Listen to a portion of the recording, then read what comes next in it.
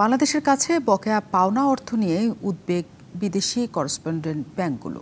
বাংলাদেশ ব্যাংকের গভর্নরের সাথে ভার্চুয়াল বৈঠক করেছে 122টি করেসপন্ডেন্ট ব্যাংকের প্রতিনিধিরা।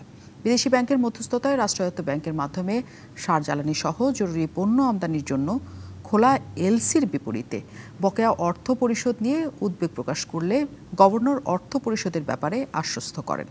বৈঠক শেষে বাংলাদেশ ব্যাংকের মুখপাত্র জানান, প্রতি মাসেই একটু একটু করে বকেয়া পরিশোধ করা হচ্ছে। বকেয়া প্রায় $1 বিলিয়ন মধ্যে $800 মিলিয়ন শোধ করেছে বাংলাদেশ।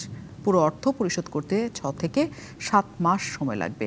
বলেন, বকেয়া থাকলেও বিদেশি ব্যাংকগুলোকে স্বাভাবিক ব্যবসা চালিয়ে যাওয়ার অনুরোধ করেন গভর্নর। বাংলাদেশের আর্থিক পরিস্থিতির পাশাপাশি বিশ্বব্যাংক এডিবির প্রতিনিধিদের সফরে বিষয়েও জানতে চায় বিদেশি ব্যাংকগুলো।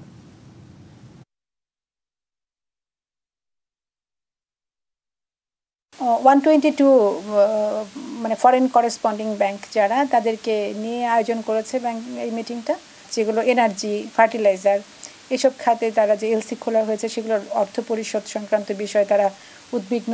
এই ক্ষেত্রে অনেক টাকা ওভারডিউ রয়েছে। গভর্নর স্যার এটা মেনে নিয়েছেন।